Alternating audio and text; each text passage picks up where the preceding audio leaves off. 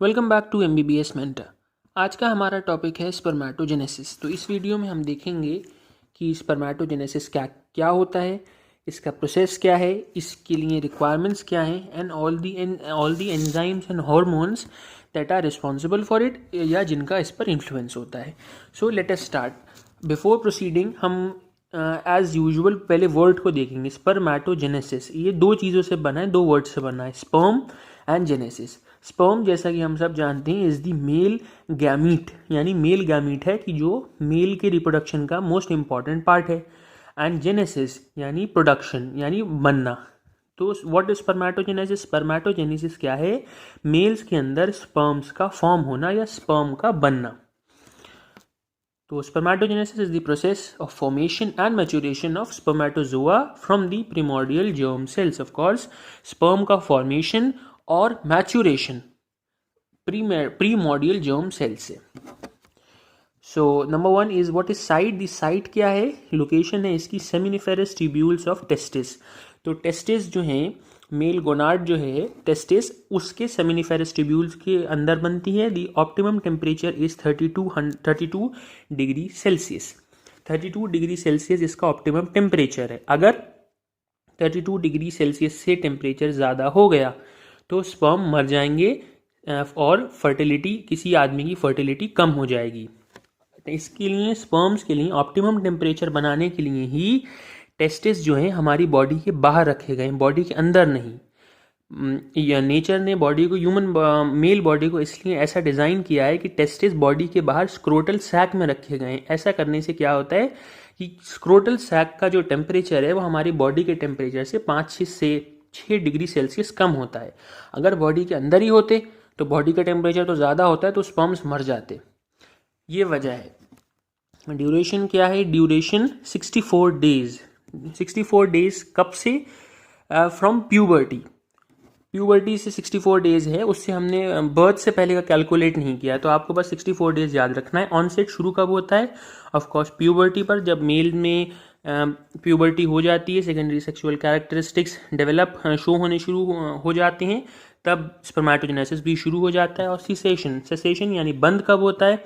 बंद मेल्स में नहीं होता। It continues through out the life and but decreases markedly with old age. उम्र के साथ ये कम ज़रूर हो जाता है मगर ख़त्म नहीं होता। This is a very big difference between male and female sexual cycles. क्योंकि फीमेल्स में एक वक्त आता है which is known as menopause, after which oogenesis नहीं होता और फीमेल्स में फर्टिलाइजेशन नहीं हो सकता, मगर मेल्स में spermatogenesis continues through out their life.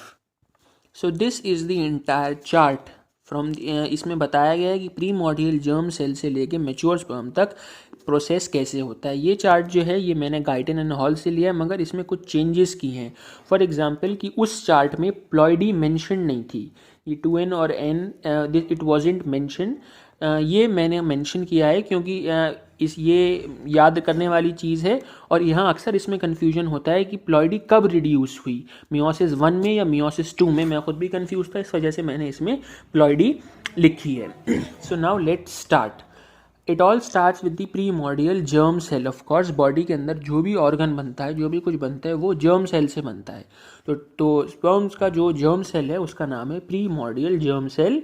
वो डिप्लॉयड है and it is two n it the primordial germ cell now enters the testis. Testis के अंदर आया और it is then called sorry testis. Primordial germ cell testis के अंदर आया और उसने प्रोलिफरेट किया माइटोसिस से। तो प्रीमॉर्डियल जर्म सेल टेस्टिस के अंदर आया और माइटोसिस किया, उसके बाद उसे क्या कहते हैं? Spermatogonia. So please remember, primordial germ cell के टेस्टिस में आने के बाद भी वो प्रीमॉर्डियल जर्म सेल ही कहलाएगा, मगर टेस्टिस में आने के बाद प्रीमॉर्डियल जर्म सेल जब माइटोसिस से डिवाइड करेगा तो डिवाइड होने के बाद जो प्रोडक्ट, जो सेल बनेगा, उसको स्पर्मेटोगोनिया कहेंगे। ये कब होगा? ये साइकिल होगी प्यूबर्टी पर। तो होगा क्या? प्रीमॉर्डियल जर्म सेल जो डिप्लॉयड है वो टेस्टिस के अंदर आ जाएगा बर्थ से लेके प्यूबर्टी तक किसी भी दौरान, और फिर आकर वो डिवाइड करेगा। डिवाइड कब करेगा? प्यूबर्टी के टाइम पे। डिवाइड करके जो जो सेल फॉर्म होंगे उन्हें कहेंगे स्पर्मेटोगोनिया। That's it. अब साइकिल शुरू हुई। Now the cycle begin. Spermatogonia divide किया। स्पर्मेटोगोनिया ने डिवाइड करके क्या बनाया? Primary spermatocyte which is again diploid to employed है। तो स्पर्मेटोगोनिया से प्राइमरी स्पर्मेटोसाइट तक बनने में कितने दिन लगे? 25 दिन, 25 days. Now primary spermatocyte divides into secondary spermatocyte. Primary spermatocyte से बना सेकेंडरी स्पर्मेटोसाइट। प्रोसेस क्या हुआ? मियोसिस यानी मियोसिस की जिसमें प्लॉइडी कम हुई, आधी रह गई। मियोसिस 1, 2 बार मियोसिस होता है, इस वजह से इसको मियोसिस 1 कहते हैं। और प्लॉइडी यहाँ हाफ रह गई, 2n से n आ गई। कितने दिन लगे प्राइमरी स्पर्मेटोसाइट से सेकेंडरी स्पर्मेटोसाइट बनने में? 9 दिन। This was meiosis 1। Now secondary spermatocyte से फिर से मियोसिस हुआ, उसे मियोसिस 2 कहेंगे। सेकेंडरी स्पर्मेटोसाइट हैप्लॉइड है, प्लीज रिमेंबर। उसने मियोसिस 2 हुआ, क्या बने? स्पर्मेटिड्स। स्पर्मेटिड्स की प्लॉइडी क्या होगी? हैप्लॉइड ही रहेंगे, क्वाड्रिप्लॉइड नहीं हो जाएंगे। डिप्लॉइड से हैप्लॉइड होंगे और हैप्लॉइड से भी हैप्लॉइड ही रहेंगे।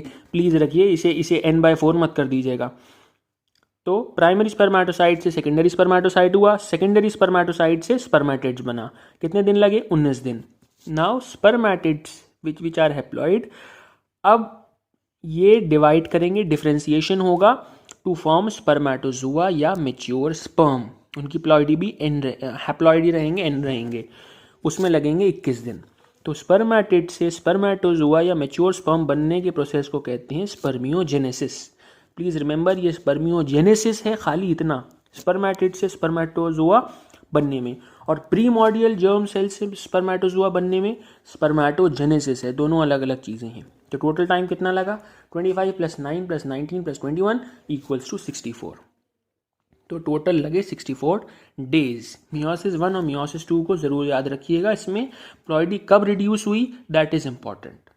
Now coming to the factors affecting spermatogenesis की कौन कौन से फैक्टर्स हैं जो स्पर्मेटोजेनेसिस को अफेक्ट करते हैं। Number 1 is the testosterone which is the male sex hormone. सबसे ज़्यादा इंपॉर्टेंट है, essential for the growth and development of sperms and entire male reproductive system. यानी ये तो ओवरऑल ज़रूरी है ही। Male testosterone, secondary sexual characteristics in male, वो भी टेस्टोस्टेरोन से डेवलप होंगी, ये तो है ही। नेक्स्ट कम्स ल्यूटिनाइजिंग हार्मोन, इसे LHB कहते हैं। ये क्या करेगा? It stimulates the Leydig cells to secrete testosterone. Luteinizing hormone जो है वो लेडिक सेल्स पे काम करेगा। लेडिक सेल्स कहाँ होते हैं? लेडिक सेल्स टेस्टिस के अंदर ही होते हैं। उसके ऊपर उन्हें स्टिमुलेट करेगा टू सिक्रीट टेस्टोस्टेरोन, और टेस्टोस्टेरोन तो ओवरऑल काम करेगा ही। Now comes the follicle stimulating hormone और FSH। FSH क्या करेगा? FSH काम करेगा सर्टोली सेल्स पर। सर्टोली सेल्स अगेन टेस्टिस के अंदर प्रेजेंट होती हैं। FSH करेगा सर्टोली सेल्स को डायरेक्ट कि तुम एस्ट्रोजन सिक्रीट करो। तो प्लीज़ ध्यान दें कि FSH ने सर्टोली सेल्स से कहा कि तुम एस्ट्रोजन सिक्रीट करो। अब एस्ट्रोजन क्या करेगा? Estrogen is responsible for spermiogenesis. तो ठीक है, यहाँ तक क्या हुआ? इसने FSH का काम किया था सर्टोली सेल्स को डायरेक्ट करना कि एस्ट्रोजन सिक्रीट करें। अब एस्ट्रोजन का मेन काम है रिस्पॉन्सिबल फॉर स्पर्मियोजेनेसिस। स्पर्मियोजेनेसिस जैसा अभी मैंने डिस्कस किया था is the conversion of spermatids into mature sperms और spermatozoa. Once again FSH direct करेगा सर्टोली सेल्स को एस्ट्रोजन सिक्रीट करने के लिए। एस्ट्रोजन करेंगे कन्वर्जन स्पर्मेटिड्स का स्पर्मेटोजुआ में। And the last one is the growth hormone. Growth hormone is of course responsible for the normal functioning and growth of male reproductive system, without which infertility will occur, infertile हो जाएगा. So that's all about spermatogenesis. Hope you understood the video. If there is any query, you can ask us in the comment section. And goodbye till then. Like, share, comment, and please subscribe to MBBS Mentor. Goodbye.